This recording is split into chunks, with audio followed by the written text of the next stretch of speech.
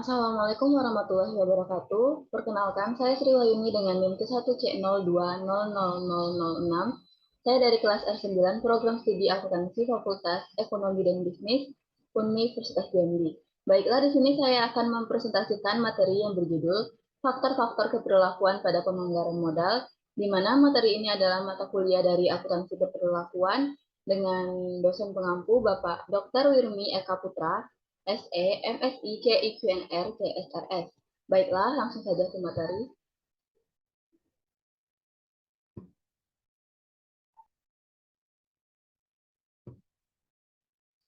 Faktor-faktor keperlakuan. Manajer keuangan dan akuntan manajemen terlibat secara mendalam pada penyusunan anggaran operasional, baik dalam pengembangan anggaran maupun dalam pelaporan kinerja setelahnya. Nah, contohnya itu dari anggaran operasional meliputi anggaran penjualan, anggaran biaya tenaga kerja, anggaran biaya produksi, dan seterusnya, di mana penekanan pada perbandingan antara hasil dan aktual, dan anggaran untuk pengendalian perencanaan dan koordinasi seluruh tujuan yang seluruhnya didasarkan pada jangka pendek. Manajer keuangan dan akuntan manajemen juga terlibat dalam proses penyusunan jenis lain dari anggaran, yaitu anggaran modal.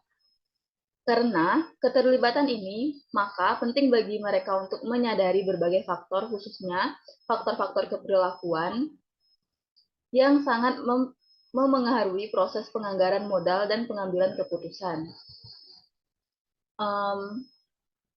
Faktor-faktor keperlakuan tersendiri itu dibagi lagi, yaitu yang pertama ada definisi penyusunan anggaran modal, di mana penyusunan anggaran modal dapat didefinisikan sebagai proses mengalokasikan dana untuk proyek atau pembelian jangka panjang.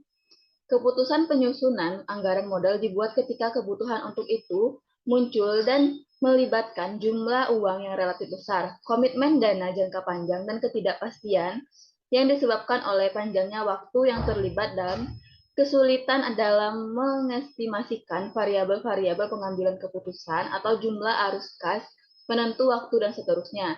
Yang kedua, ada jenis dan pentingnya faktor-faktor keperlakuan dari penyusunan anggaran modal, di mana identifikasi dari spesifikasi atas proyek potensial memerlukan kreativitas dan kemampuan untuk mengubah ide yang bagus menjadi suatu proyek yang praktis.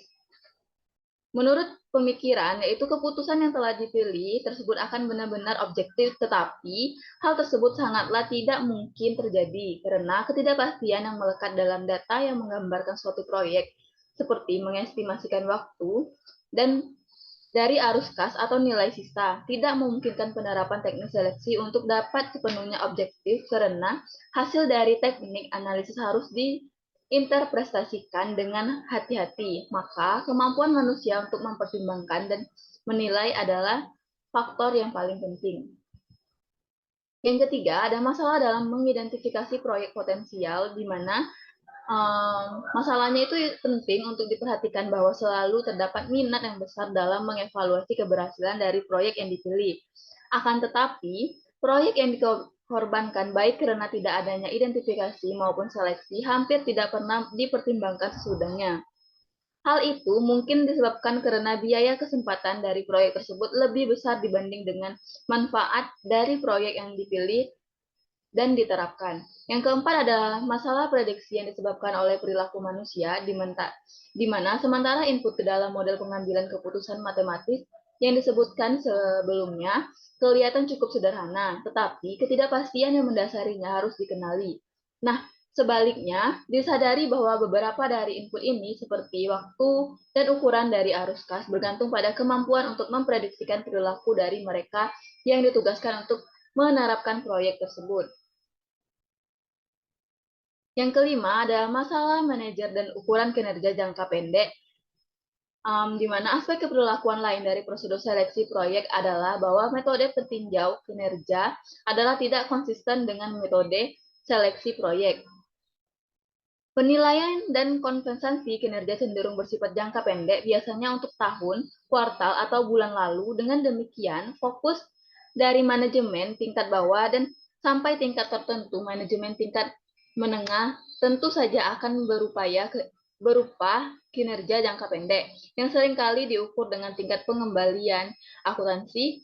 Nah, proyek ini juga disebut dengan kinerja yang tidak dimulai selama beberapa periode kurang menjadi perhatian manajer tingkat bawah. Manajemen puncak sebaliknya menyadari alami ini yang disebabkan oleh proses pentinjau kinerja.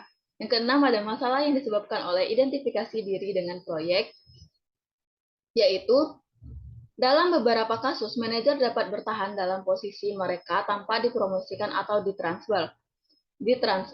Hal ini dapat menimbulkan kesulitan jika manajer mengidentifikasikan dirinya dengan proyek yang mereka pikirkan dari manajer, mulai karena proyek umumnya diidentifikasikan dengan orang atau divisi tertentu, atau semacam ini cenderung untuk menjadi terlibat secara pribadi dengan proyek-proyek masa lalu yang mereka pilih dan memungkinkan mencoba agar proyek tersebut berhasil atau tampak berhasil setelah proyek tersebut didanai. Yang ketujuh, ada pengembangan anggota dan proyek modal, yaitu dalam proses seleksi, manajemen puncak harus mempertimbangkan apakah proyek yang diusulkan adalah baik untuk pengembangan dan dari si pengusul proyek tersebut pada saat ini. Nah, proyek tersebut mungkin saja terlalu besar bagi orang atau divisi tersebut untuk diserap tanpa membuat menjadi putus asa. Yang kedelapan, ada penyusunan anggaran modal sebagai ritual di mana ketika suatu proyek memperoleh persetujuan awal pada tingkat bahwa proyek tersebut biasanya harus melalui serangkaian peninjauan dan persetujuan ke tingkat organisasi yang lebih tinggi. Nah, ketika proses persetujuan atas proyek tersebut berjalan, proyek tersebut memiliki momentum yang sulit untuk dihentikan. Nah, ketika proyek tersebut telah menerima persetujuan pada beberapa tingkat bawah, para pembuat keputusan dan analisis di tingkat atas biasanya tidak mau menolaknya. Yang kesembilan adalah perilaku mencari risiko dan menghindari risiko, di mana individu bereaksi secara berbeda terhadap risiko. Yang ke-10, membagi kemiskinan. Fenomena membagi kemiskinan seringkali memiliki dampak yang penting dalam proses penyusunan anggaran modal. B. Tampilan rasional, di mana faktor manusia sangat terlibat dalam proses penyusunan anggaran modal, sekalipun hanya ada begitu sedikit perhatian yang diberikan untuknya dalam literatur. Saran-saran yaitu di mana mungkin faktor-faktor ini sebaiknya tidak diperoleh untuk mengambilkan data keputusan yang relevan, data dan yang bersifat lebih rasional, sementara adalah tidak mungkin untuk sama sekali menghilangkan faktor-faktor manusia. Suatu pendekatan yang berhasil akan menekankan pada kesadaran akan faktor-faktor tersebut dan usaha untuk mengendalikan dampaknya yang disfungsional. D. Artikel atau judul aspek perilaku dalam penganggaran, studi literatur pada kasus. Kesimpulannya bahwa apa yang dapat dilakukan untuk mengurangi pengaruh yang merugikan dari faktor-faktor keperilaku manusia terhadap proses penyusunan anggaran modal, yaitu bahwa mereka terlibat dalam penyusunan anggaran modal, menyadari faktor-faktor keperilaku yang melekat pada proses tersebut, di mana mungkin faktor-faktor ini sebaiknya tidak diperoleh untuk mengamburkan data keputusan yang relevan dan yang bersifat lebih rasional.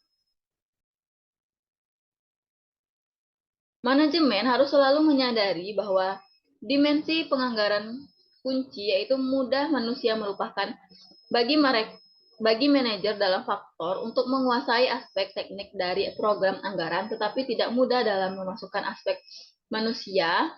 Manajemen harus ingat bahwa maksud penyusunan anggaran adalah untuk memotivasi. Baiklah, sekian presentasi saya. Lebih dan kurang mohon maaf. Wabillahi taufiq wal hidayah. Wassalamualaikum warahmatullahi wabarakatuh. Terima kasih.